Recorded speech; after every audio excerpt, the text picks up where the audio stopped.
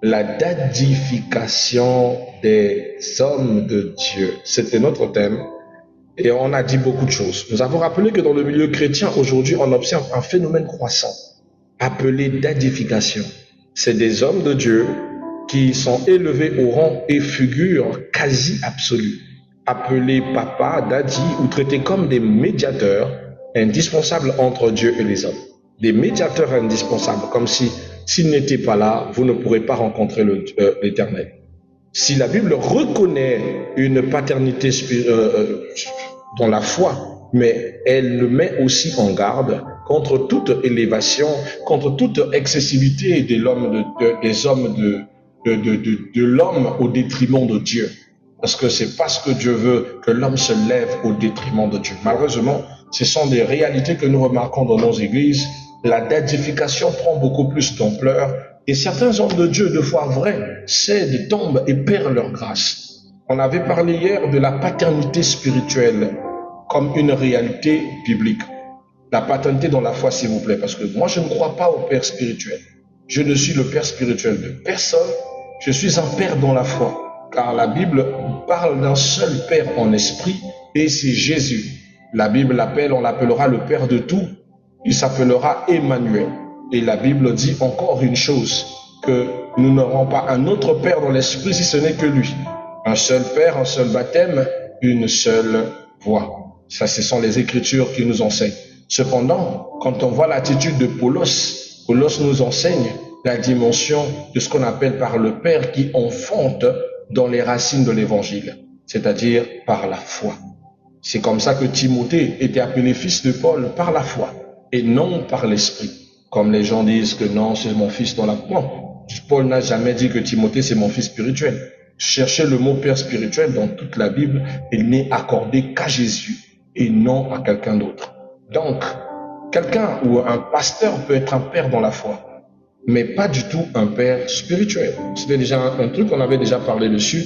Je ne reviens pas dessus. Et hier, on avait donné une petite lumière pour rappeler la responsabilité du père dans la foi, car le père dans la foi enseigne la parole, il accompagne dans la foi, il donne un encadrement spirituel à celui qui doit conduire. Alléluia. Donc le but ou le rôle d'un pasteur ou d'un responsable religieux, c'est de t'enseigner la parole, c'est de t'accorder, de t'accompagner dans le processus de ta foi, de te donner un encadrement fort, de te préparer pour l'avènement de Jésus, parce que c'est un préparateur en ce temps actuel. On a un exemple comme Timothée, qui était le fils dans la foi de Paul, et bien d'autres. Ce que vous devez savoir, c'est que la paternité dans la foi est biblique, mais elle a des limites. Elle ne donne pas le droit à un serviteur de vous asservir, de vous posséder, de vous contrôler en tout et pour tout, d'être, je ne sais pas quoi, d'avoir une autorité au-dessus de vous, au-delà du Seigneur, d'être votre médiateur absolu, celui qui, si ce n'est pas lui, vous ne pourrez rien. C'est-à-dire que Jésus n'a pas voulu que les saints ministères soient comme un système d'asservissement des chrétiens. Pas du tout. Ça, c'est nous-mêmes, les enfants de Dieu, qui nous sommes soumis à ces travers. Et hier, nous avons parlé des dérives de la dadification. Parmi les dérives, nous en avons cité plusieurs. Je fais un résumé. J'aime toujours résumer pour que vous compreniez la suite de nos prédications. Nous avons dit que la dadification devient très dangereuse lorsqu'elle dépasse le cadre biblique. Par exemple, lorsque la dadification pousse le peuple à la substitution à Dieu. C'est-à-dire, certains fidèles dépendent plus de leur père dans la foi que de Dieu. Certaines personnes préfèrent plus leur père dans la foi que de rechercher le chemin de Dieu. Ils adulent plus leur pasteur que Dieu. Ils élèvent, glorifient plus leur pasteur que Dieu lui-même. Ils sont même prêts à tout. Aujourd'hui, l'église du temps du soir est un fan club de pasteurs dont Jésus n'est que le slogan. Il n'est même plus le Seigneur, ni maître de l'église, mais que le slogan. Mais le reste, c'est daddy un tel, mon daddy est ceci, mon daddy. Donc c'est la dadification et qui est en train de détruire, de ternir les vraies bases de la parole, parce que c'est Dieu qui doit être élevé.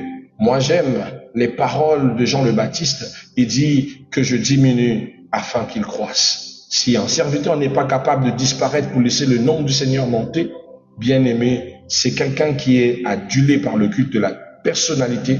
C'est un danger pour votre foi. On en a parlé hier, je ne vais pas vraiment rester longtemps là. Mais le Christ nous montrait dans Jean 14, verset 6, qu'il est lui-même et lui seul le chemin, la vérité et la vie, et nul ne peut aller au Père si ce n'est lui. Aucun pasteur ne peut te ramener vers le Père.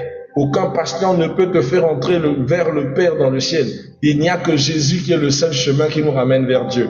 Donc arrêtons de pouvoir donner la place de Dieu aux hommes, s'il vous plaît. Car aucun homme ne doit devenir un passage obligatoire vers Dieu. Pour te dire que si tu ne passes pas par moi, tu ne réussiras pas. Si tu ne passes pas par moi, tu ne prospéreras pas. Aucun pasteur n'est à 16 ans. Aucun pasteur n'est à 16 ans. Il ne sera jamais à 16 ans. Ce n'est qu'un encadreur, ce n'est que quelqu'un qui te montre le chemin.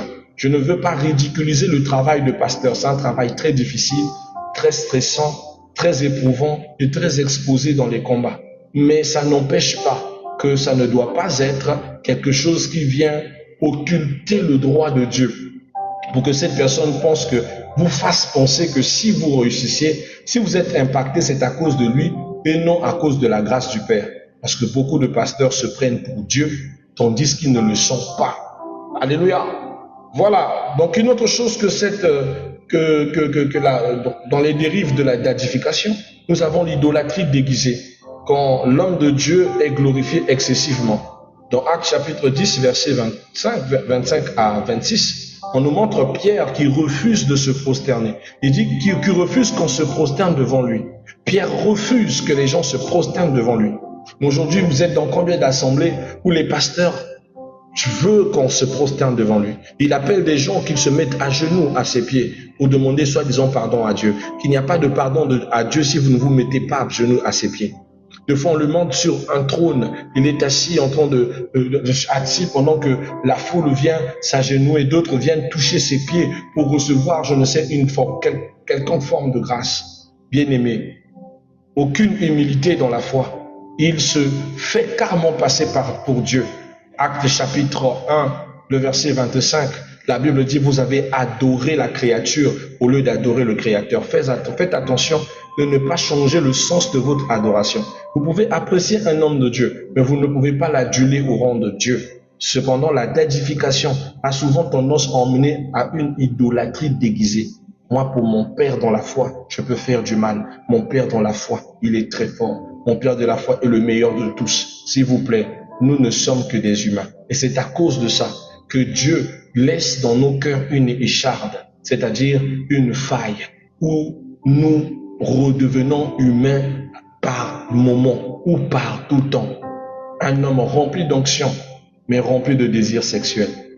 Un homme rempli d'onction, mais avec une avidité financière. Un homme béni par Dieu, par un homme d'onction, mais c'est quelqu'un qui est addict à l'alcool. C'est-à-dire, vous allez toujours trouver ça quelque part. Un frère qui est rempli d'impact. Un jour, j'ai vu une vidéo d'un frère qui prêche bien, qui fait du bien aux gens. Mais il faisait une confession, il disait, à chaque fois qu'il finissait sa prière, il avait toujours, après sa prière, il allait prendre une clope. C'est-à-dire qu'il fumait. Et il avait mal de continuer comme ça. Alors, pour casser l'hypocrisie, il voulait faire comprendre aux gens que oui, je prie pour vous, je vous enseigne à rester droit. Que même quand je vous enseigne à rester droit, moi-même, il m'arrive que même après avoir prêché, j'aille fumer ma clope. Pour prouver, pour montrer ce qu'on appelle l'écharpe de Paul. Dieu ne peut pas tout donner. Dieu vous rappellera toujours que vous êtes humain. Il y a des moments où je m'assois, je me vois en train de contempler mes faiblesses. Je dis, ah Seigneur, avec toute la grâce que tu m'as donnée, tu me permets de type de faiblesse comme ça, s'il te plaît. Ça, c'est pas bien. L'apôtre Paul a pleuré devant Dieu. L'apôtre Paul a dit, s'il te plaît Seigneur, s'il te plaît ôte cette écharpe. Et l'écharpe de Paul, ça va vous choquer, c'était l'impudicité. Il parlait vivement sur l'impudicité, mais c'était quelqu'un qui était très tenté par la chair. Très tenté par la chair. Dieu voulait apprendre à Paul à ne pas être orgueilleux. Voilà pourquoi derrière tout serviteur de Dieu se cache une écharpe qui rappellera à cet homme qu'il reste humain. et qui doit vous rappeler qu'il est humain. Et quand vous n'écoutez pas et que vous ne comprenez pas son humanité, Dieu permet un scandale. Ah, ça choque. Hein.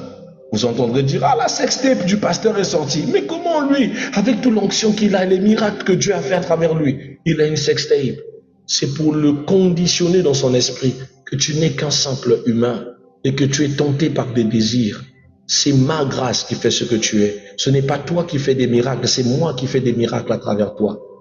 Pour rappeler que ça ne reste qu'un homme et qu'il ne doit pas prendre de la hauteur sur vous, qu'il ne doit pas du tout se sentir plus élevé que vous, qu'il ne doit pas s'enorgueillir d'être onctionné devant vous. Parce que Dieu fait des serviteurs de Dieu vos serviteurs. Un serviteur n'est pas censé être servi, c'est lui qui sert. Souvenez-vous de Jésus-Christ, je le disais hier, qui, lorsque ses disciples lui demandent qui est le plus grand, Jésus a décidé de laver les pieds des disciples. Et les disciples disaient, non maître, ce n'est pas à toi de le faire. Il dit non, c'est à moi de le faire. Le Fils de l'homme n'est pas venu pour être servi. Le Fils de Dieu n'est pas venu pour être servi, mais pour servir. Il dit qu'il n'est pas venu sur la terre pour que les gens le servent, mais pour que lui puisse servir l'humanité. Je veux dire à quelqu'un, Jésus-Christ est le serviteur de l'humanité. Est-ce que ton pasteur est ton serviteur? Est-ce que ton pasteur est très serviable? Est-ce que ton pasteur est à l'écoute de tes besoins?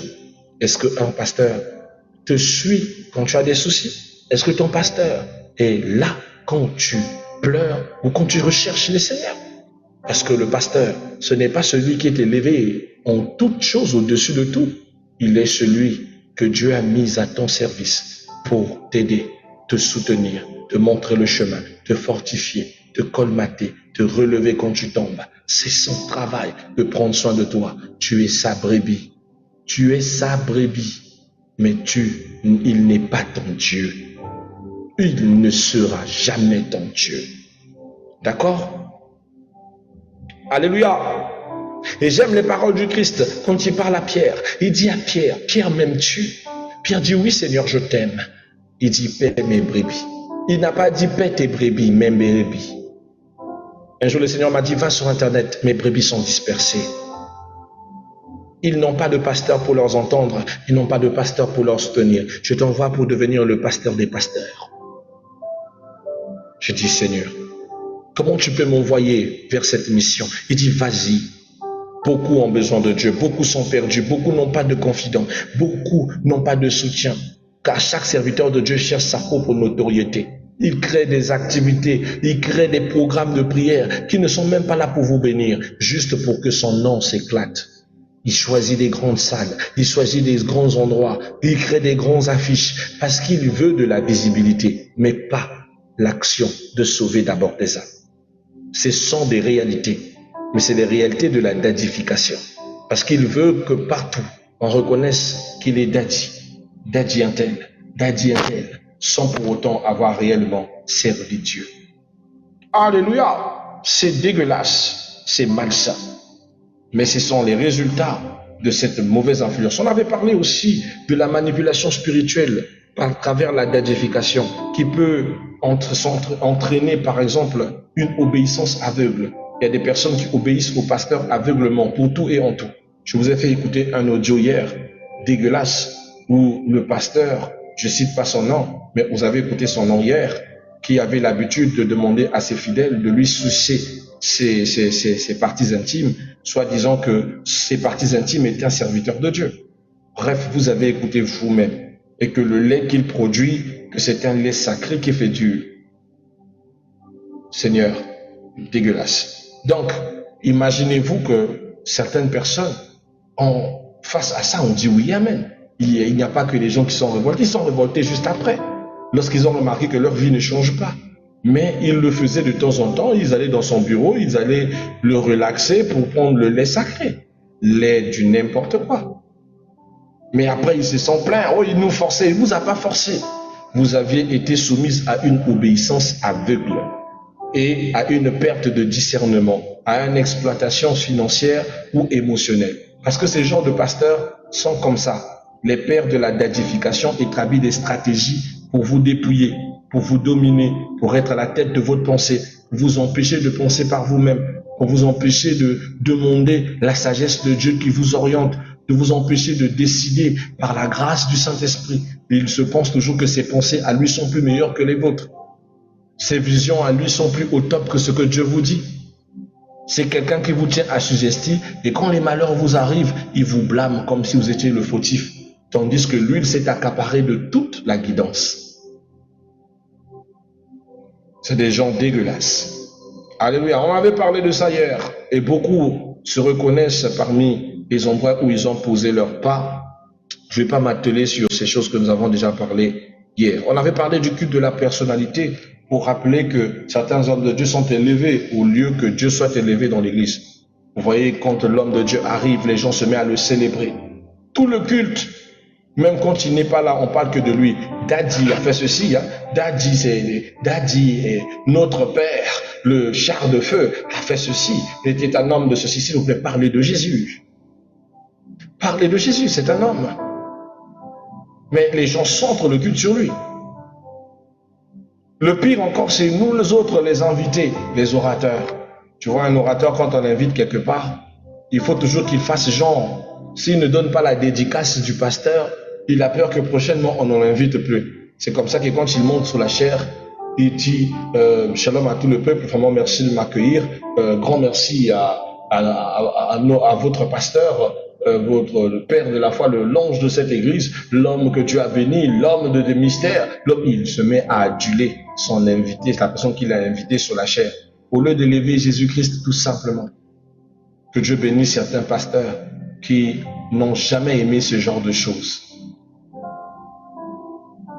Moi, quand tu m'invites, je viens, je dis vraiment merci au Seigneur, merci peuple de Dieu, merci pasteur, que Dieu vous bénisse, nous sommes partis. Il faut éviter certaines choses. Je ne suis pas reconnaissant de l'opportunité de monter sur cette prêchoir, mais je ne peux pas l'adorer sur la chair. Aujourd'hui, beaucoup de gens adulent. Oh non, il faut aduler. C'est pas bien. C'est un péché. Bref, ce matin, on était censé parler de la position équilibrée selon la Bible. Qu'est-ce que Dieu parle comme équilibre face à la dadification? Ce que vous devez savoir que Dieu reste le seul Père suprême. Jésus enseigne dans Matthieu chapitre 23, le verset 9, il dit « N'appelez personne sur la terre votre Père. Cela ne supprime pas la paternité dans la foi, mais interdit son absolution. » Pour dire que certains ont le droit de suprématie autant que Père spirituel sur vous. Le serviteur de Dieu est un modèle, il n'est pas une idole. C'est un modèle dont vous pouvez vous inspirer, mais ce n'est pas un idole où vous devez adorer et aduler. Quand Paul dit dans le livre de 1 Corinthiens 11, verset 1er, il dit « Soyez mes imitateurs, comme je le suis moi-même de Christ. » Paul précise qu'il est lui-même imitateur du Christ et vous invite à être ses imitateurs comme il est lui-même du Christ. Vous devez savoir, bien-aimés, que chaque croyant a un accès direct à Dieu. C'est-à-dire, nous ne sommes plus au temps de l'Ancien Testament où il fallait forcément aller au temple pour offrir des sacrifices à travers un sacrificateur pour rencontrer Dieu. Aujourd'hui, le voile a été déchiré lorsque Jésus est monté sur la croix. Une voix s'est fait entendre dans le sanctuaire. Il n'y a donc aucun médiateur, aucun intermédiaire entre Dieu et les hommes. Ça veut dire, vous n'avez pas forcément besoin d'un pasteur pour prier Dieu, pour aller vers Dieu. Vous n'avez pas besoin d'avoir des meilleures paroles pour toucher le cœur de Dieu. Il faut juste que vous ayez la bonne attitude. Et c'est le rôle du pasteur de vous apprendre le bon comportement, la bonne attitude, la bonne position pour toucher le cœur de Dieu. Vous comprenez? Sinon, l'accès à Dieu, tout le monde l'a. Tout le monde, même un bébé a accès à Dieu. Même un franc-maçon a accès à Dieu. Même un sorcier a accès à Dieu. Jésus a offert le code de Wi-Fi gratuit pour que tous nous ayons accès à Dieu. Donc, aucun pasteur ne doit venir s'imposer dans ta vie pour dire, si tu ne passes pas par moi, tu ne seras pas béni. Arrêtez de leur donner des pouvoirs qu'ils n'ont pas. Arrêtez de leur donner des accès suprémacistes sur vos pensées. Arrêtez ça. Par respect, vous pouvez l'appeler papa, père, par respect. Mais ça ne doit pas vous donner le droit de le laisser occulter votre vie au point de qu'il occulte même votre volonté. J'ai mes bien-aimés avec laquelle nous faisons le suivi, ils sont avec nous, mes fils et filles dans la foi présents ici. Demandez-leur à quel moment j'écoute leur volonté. Non. Quand ils veulent d'une chose, ils disent j'ai compris ton choix. Alors, pour moi, le Seigneur me dit de te dire que ce n'est pas le bon choix. Mais si tu trouves que c'est le bon chemin parce que tu es inspiré par l'Esprit, alors vas-y.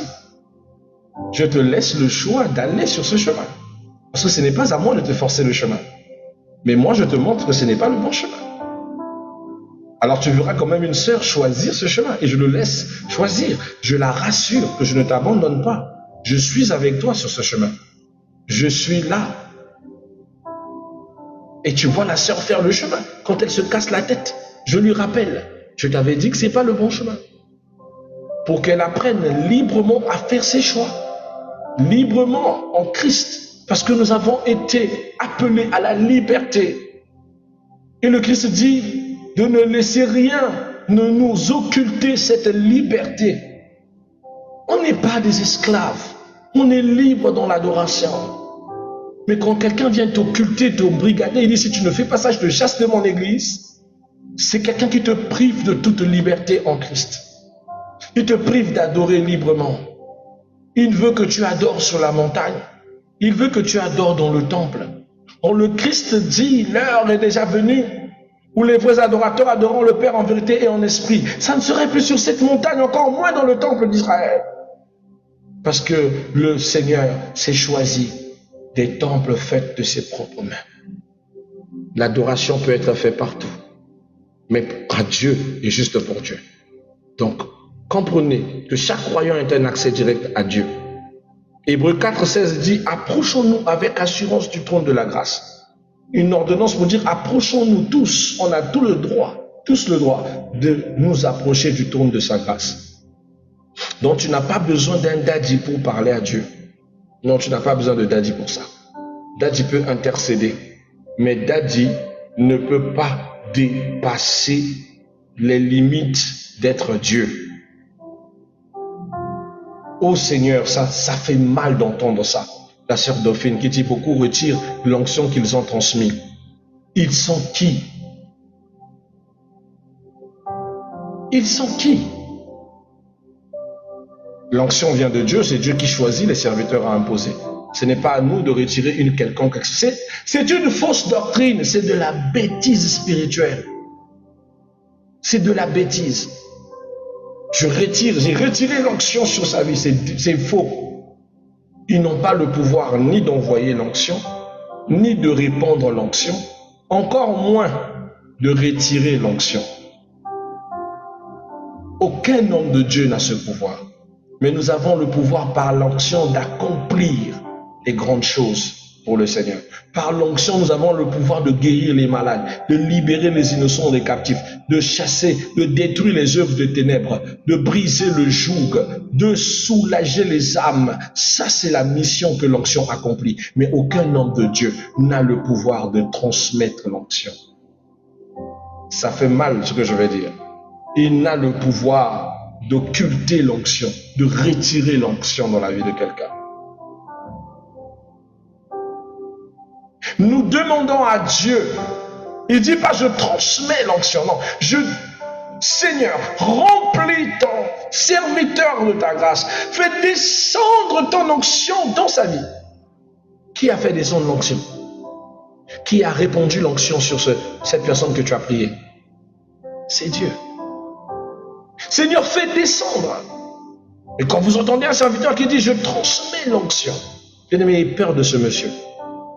C'est quelqu'un de pas normal. C'est quelqu'un qui sait de quoi il parle. Il ne vous transmet pas Jésus. Il ne vous transmet pas le Christ. Car le serviteur de Dieu ne se met jamais à la première personne du singulier.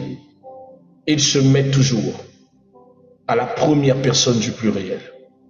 Ce n'est pas lui, mais c'est Dieu qui accomplit les saintes œuvres. Un serviteur de Dieu s'efface toujours. Un serviteur de Dieu vous montre que c'est Dieu qui agit. c'est Dieu qui répand, c'est Dieu qui bénit. J'ai cité ce verset hier, je vais encore le réciter. La Bible dit ceci. Paul a semé. Paul, il a semé. Apollos a arrosé. Mais ce n'est que Dieu qui fait croître. Je répète. Paul a semé. Apollos a arrosé. Là encore, rien de magique, rien d'impactant ne vient de se faire. Il n'y a eu que l'effort physique. Mais la magie de la croissance, de la sémence à l'état de semence, à l'état de arbre, il n'y a que Dieu qui l'accomplit. Ça veut dire que ce qui revient au surnaturel est le domaine de Dieu. Voilà pourquoi dans le surnaturel, nous ressentons les choses, mais c'est Dieu qui agit. Ce n'est pas vous. Donc n'ayez pas cet orgueil de dire c'est moi qui ai agi. C'est moi qui ai fait que cette chose ne marche pas. C'est Dieu qui est décidé. C'est Dieu qui a écouté mes prières. C'est Dieu qui a changé les systèmes. C'est Dieu qui s'est imposé en écoutant ma prière. Voilà. Donc c'est dégueulasse. Vous écoutez cette personne dire, je retire mon onction de chez toi. Si c'est son onction à lui, amen, qui n'a qu'à prendre son mauvais esprit qu'il a mis sur vous. Mais si c'est l'onction du Seigneur Jésus-Christ, celui-même qui l'a répandu librement dans votre vie, il a menti. C'est un menteur. Un usurpateur, un manipulateur, un démon. Alors comment éviter la dadification? Pour éviter la dadification, il faut éviter d'honorer sans idolâtrer. C'est-à-dire, il faut honorer un serviteur sans idolâtrer. Ce n'est pas un péché d'honorer un homme de Dieu. C'est comme on honore son père et sa mère. Vous pouvez honorer un homme de Dieu, mais vous ne devez pas l'idolâtrer. Alléluia. Vous pouvez écouter son père de discernement. Ce n'est pas parce que vous écoutez une prédication que vous devez manquer de discernement. Pourquoi je mets toujours tout en on va dire quoi? En image avec la parole. C'est pour que votre discernement écoute ce que dit la parole et écoute ce que j'enseigne pour que vous écoutez si c'est vrai ou pas. Je ne vais pas commencer un thème, j'abandonne mon thème, je vais parler d'autre chose. Je ne vais pas prendre un verset qui dit autre chose pour l'emmener pour...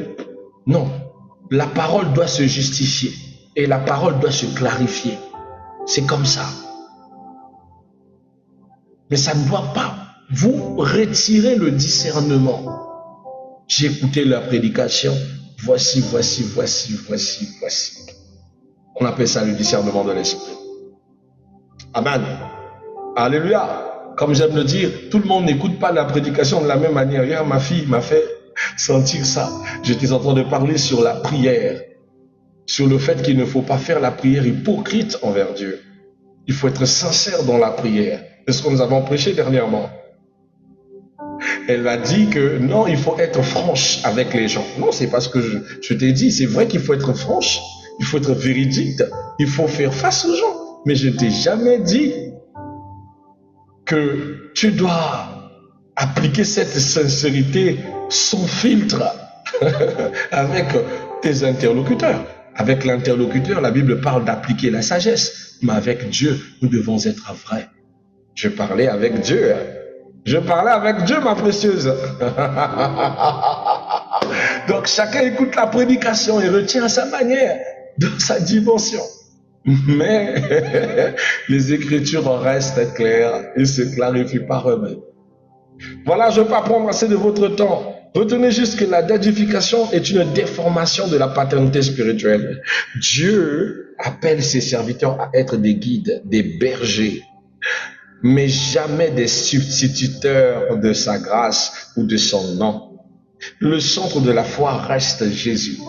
Si je ne vous montre plus Jésus, si je commence à vous montrer une autre personne que Jésus, alors malheur à moi, je ne suis plus digne de vous prêcher le Seigneur. Parce que ma mission, c'est de vous parler de lui, vous montrer qu'il est là dans vos vies, qu'il n'a pas changé, il est le même hier et éternellement, qu'il est fidèle. Mais ce que Dieu recherche avec vous, c'est une relation. Et le serviteur de Dieu a le rôle de poser les bases de cette relation que vous devez avoir avec votre Dieu. Le serviteur est comme un père qui donne une éducation à son enfant pour qu'il soit plus indépendant demain. Mais un pasteur qui te prive de son indépendance, 21 ans que tu es sur ce pasteur, tu ne sais ni prêcher, ni parler, ni prier, ni exhorter. Bien-aimé, cet homme-là t'a occulté. Tu es dans le mauvais endroit, au mauvais moment, avec la mauvaise personne. Amen. Certaines décisions doivent être prises. Des fois, on est trop compatissant. Je suis habitué à cette église, mais le daddy là ne marche pas dans le chemin du Seigneur. Quand c'est comme ça, que fait le juste? La Bible dit le juste sauve son âme. Parce que si Jésus vient, tu ne vas pas dire, papa, je suis habitué là-bas, mais là, après, je suis resté. Mais ça n'est pas en connivence avec la parole. Il faut faire très attention. Allez, que Dieu vous bénisse, je vous aime bien, c'était prière et partage. Votre moment de prière et de partage, c'était la deuxième partie de notre prédication sur la dédification.